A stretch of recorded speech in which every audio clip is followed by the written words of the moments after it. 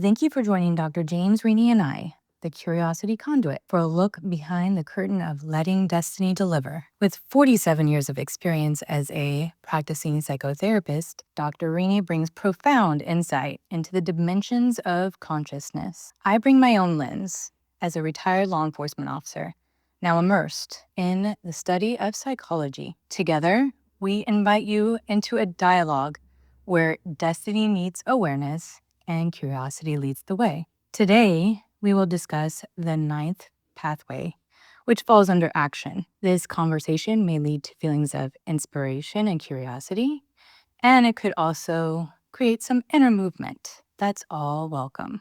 Life will reveal your destiny through all opportunities you keep yourself available for. So allow yourself to stay open and let's see what destiny delivers. So getting into the ninth pathway, it reads as such: act in ways that give and earn love and respect so that the ego can maintain a healthy balance between the inner and outer worlds by being better attuned to self and others through empathy and compassion. I love this so much. I'm super excited about today because we're talking about love and compassion and empathy, like all these things that are so warm, near and dear to me. It warms my heart. So tell me about this quote, what you think about it, and what was your thoughts for people reading it? Well, these things that are in here, love, respect, compassion, empathy, are means for people to be connected. And it's so easy for people to be disconnected, probably more the trend than not. And love and respect are also needs. They're not just something that we might desire or want. We need them. We need them because they then nurture our destiny. Like Carl Sagan, the astrophysicist, went to the World's Fair as a kid, and he got this idea about life being on other planets. So he had this intense obsession with learning about outer space. And his parents totally supported it. They would get him books, they would give him every opportunity they could. And he became famous, became world renowned for what he was able to do, because that love and respect allowed him to have a healthier ego, because the ego did not have to spend all its time defending him against, we'll say, toxic forces. They were nurturing forces. And because he had a healthy ego, then he could have a healthier balance between the inner and outer world. Okay, if I don't feel safe, I close out the outer world. It's like a computer without a mouse. You really can't interface with it. You need a mouse. You need something to interface with it. So if we close ourselves off, we're not nurturing our destiny one way or another, be it good or bad. They still are steps to reaching our destiny. And when you are more loving and respectful and better balance between the inner and outer world, you have to be more attuned to self and others in order to maintain those connections. And empathy and compassion are natural ingredients that are a part of that. Problem is, not everybody is capable of experiencing empathy. And who are those people? Well, I don't have a list. I don't mean that. I know, I don't I mean know, name I them. know.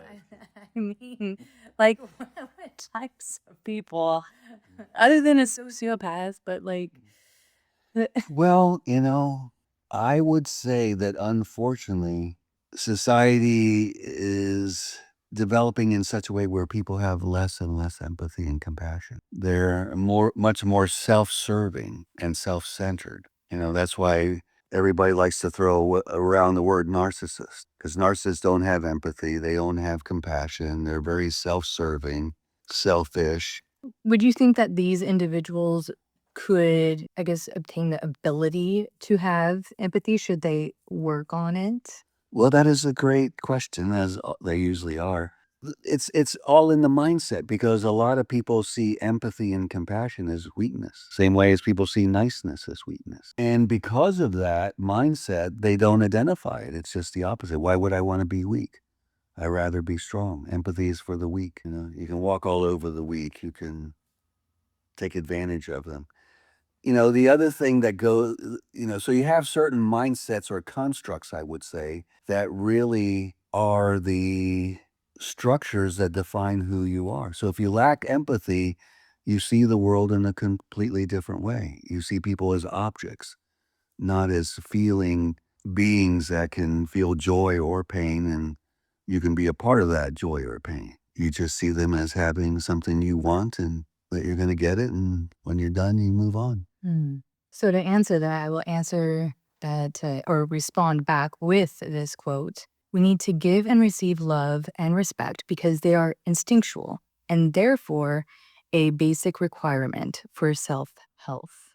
In reading this, I automatically thought about the individual who kind of closes himself off and says, on the opposite end of this, love and respect has to be earned first. It's not going to be given. I'm not going to give that unless they earn it from me. What do you say about that? Well, I'm going to separate love and respect. Okay. Because we fall in love, we don't fall into respect. Okay. Okay. And the difference there is when we fall in love, it's an automatic response. We don't will it. We can't necessarily get rid of it at will. We have it. And they are instinctual, love is, and respect, because they're necessary. And I think respect is and love are things that we need to require from people that we're in relationship with. If they don't want to give it, if they're not able to give it, that's fine. Then you move on. Because again, it's a basic requirement for self-help. If I'm not able to be loving, if I'm not able to be respectful, I'm lacking health in my own ability to be fully functioning human being. So to have a relationship, then both partners have to be able to love and respect. Now, for some people who aren't able to empathize, because empathy is, we're born with that ability. It depends on how many mirror neurons. Mirror neurons give us the ability to know the intention that other people have in what they're saying and how they experience us.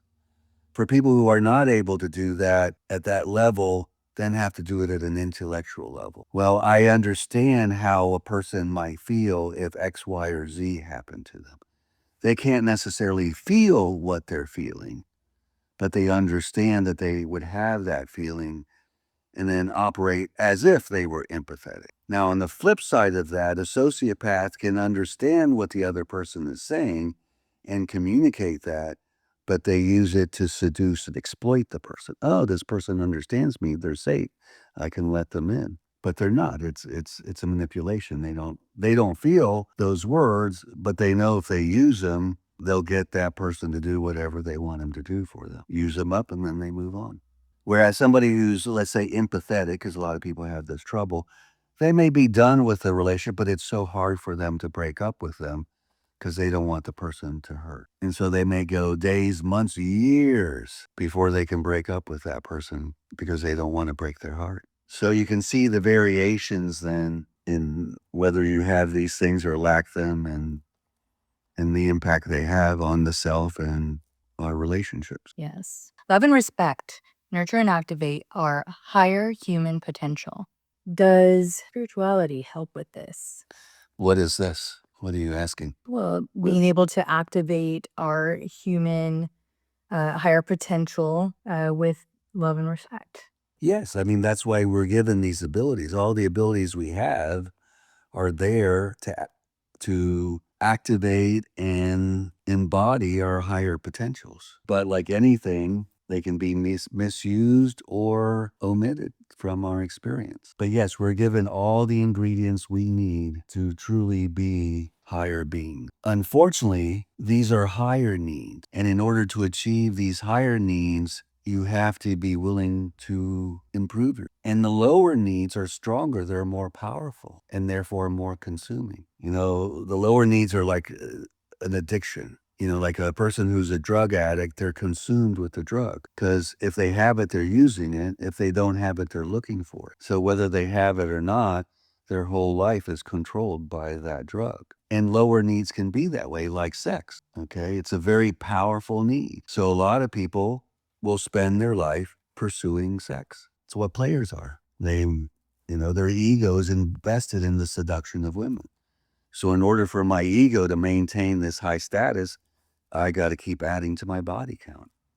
But you see, that lower need is so powerful and so rewarding in that, it feels good that we don't need to move on to a higher need. Why do I want to love somebody? Then comes with it all the responsibility and all the work and all the feelings when I can just, sleep with anybody and everybody and have my cake and eat it too. So I was talking to my mother today, who is a very religious listener of this.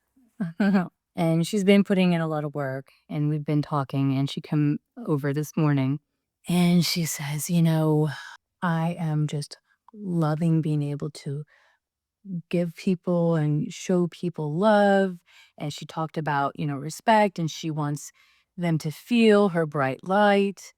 And these are like some of her goals in life that with the time that she has left. And I said, well, you've obtained it. You're there. Like you are living right now that way, because she gives this example of talking to a neighbor. And so she's been trying to socialize, and whether it's people in the neighborhood or at the grocery store. And she's just been talking about how when she talks to people, then they're so happy, and then they start laughing, and that they're bright and showing like a brightness back to her. And I was like, Mom, you're doing it. Like, this is what you are putting out. They are reflecting. This is your reflection. This is so beautiful. And when you give love and respect, even to strangers who have not earned anything from you, right? But they also haven't done anything to you either. So why not? And show that love and respect that you have for yourself, and see that reflection through them.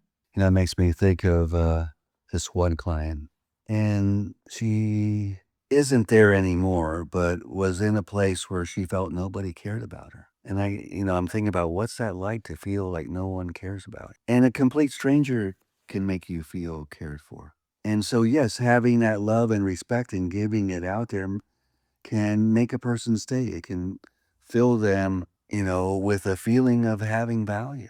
One time not too long ago, I tripped on the sidewalk and hit my head Oh, and was bleeding and whatever, and this guy was driving by in his car and he got out, and he was a trainer for the Orlando Magic and whatever. He goes, "You got to go to the hospital and do this and do that." And, because it was really bad and looked bad. But I knew I just barely nicked my head, even though it so looked so terrible. vascular. So Yeah. it always looks bad. So I didn't pursue all that, but I really appreciated how much he was really adamant about me going to the hospital. And this was a complete stranger just driving by. And here it is, I don't know, a couple years later, and I still remember him as that caring. It's a way to practice this. Well, if people could just be that way, we would activate within each other those higher potentials, which again are harder to reach because the lower ones are so seductive, so enticing. Yeah. Food, water, food, drink, sex, and sleep are the lower needs, but they are so powerful. People love to drink, even, and alcohol included, or others of things, and eat. Who doesn't like to eat? I know people don't like to eat. I don't mean that. Oh, I'm not one of those. I definitely love to eat. Clearly. And sex, sex sells, as they say. Food will make. So these lower needs are powerful, and they're powerful because we need them for sheer survival, and therefore that's why they're so strong. We're really like growth. The desire to grow, to fulfill our destiny, is a weak need. It's very weak. It doesn't pull on us the same way that sex or food or sleep pulls on us. And so therefore we don't have the urges to self-actualize the same way we have urges to eat or sleep or have sex or that kind of stuff.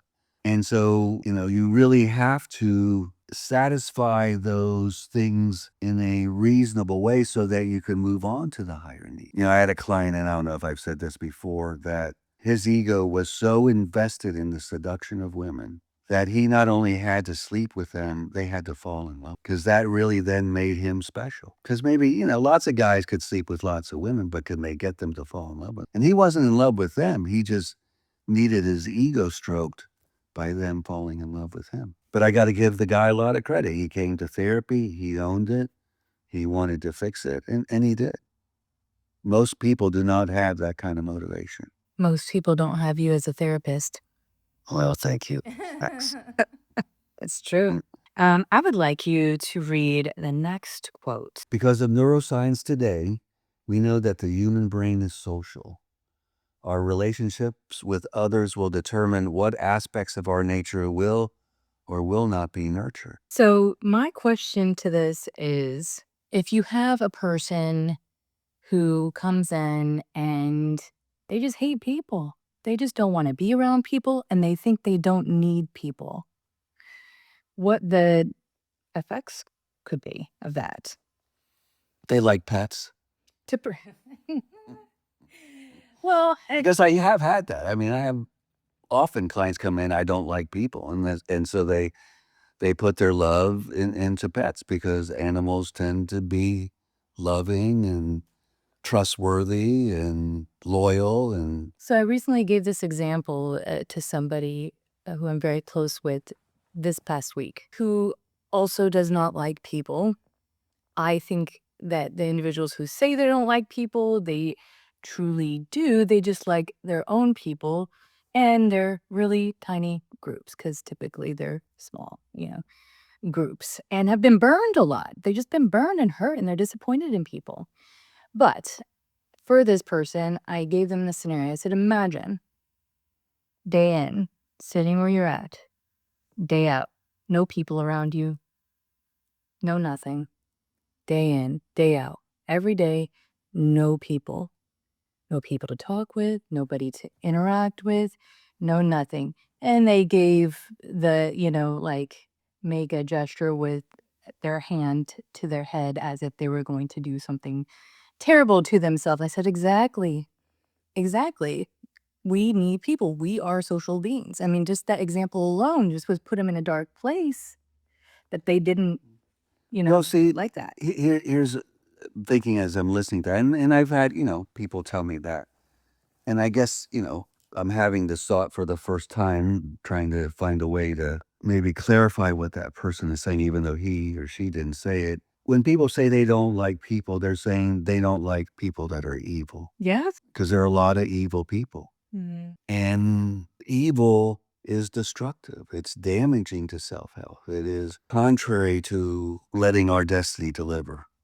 They're like pirates. Toxic people are like pirates that come on your ship and raid it and then take what you have and leave. So it's hard to reach your destination when pirates are always getting on board and preventing you from getting there. But in what you said to that person has a truth to it.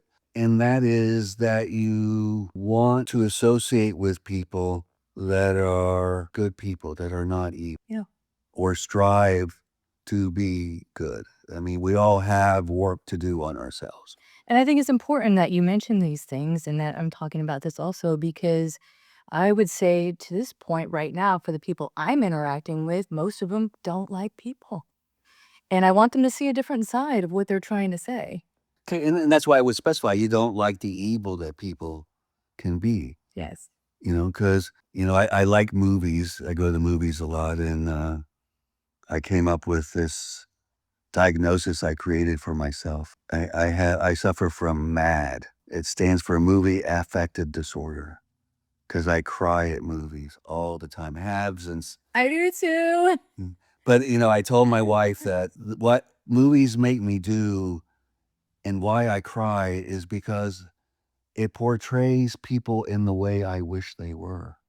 And in seeing them in the way I wish they were, it moves me. It moves me to tears because it's beautiful. But the primary place I get to experience it outside my office is in a movie theater. This makes sense. Yeah. So evil is more powerful than good. It's easier. It's more rewarding. It's more immediate. It's just not really sustainable for a lifetime. Like I'm thinking people who rob 7-Elevens for an income, that's not really sustainable. How many, you have to have a steady flow of income. So you just have to rob 7-Eleven after 7-Eleven. Sooner or later, something bad is going to happen. Something wrong is going to happen. Unlike everybody else that goes to work, and they earn that living and whatever, that's sustainable. But evil isn't sustainable. You have to look over your shoulder. You can't trust anybody. Because all the things you are, you now project onto everybody else. If I'm a liar, well, I think you're a liar. If I'm going to cheat you, I think you're going to cheat me. Unfortunately, that's part of human nature. If I'm a good person, I'm going to think you're a good person. And that can be a trap too, because they're not a good person. But because I am, I can't imagine somebody thinking the way you do, because I would never think that. I had this teenage client one time, and he told me, this was back before, you could unlock your cars with your keys, just push a button. And he and his friend would go to parking lots and pour super glue into the locks and then wait and watch for the people to come out and try to unlock their car and not being able to. I would have never thought of that in my entire lifetime. Now he thought of that, and because he thought of that, I have that thought. But I don't have thoughts like that. So therefore, I don't think other people, I do, but most people don't think they can't think thoughts like that, so they can't imagine what kind of thoughts another person may have.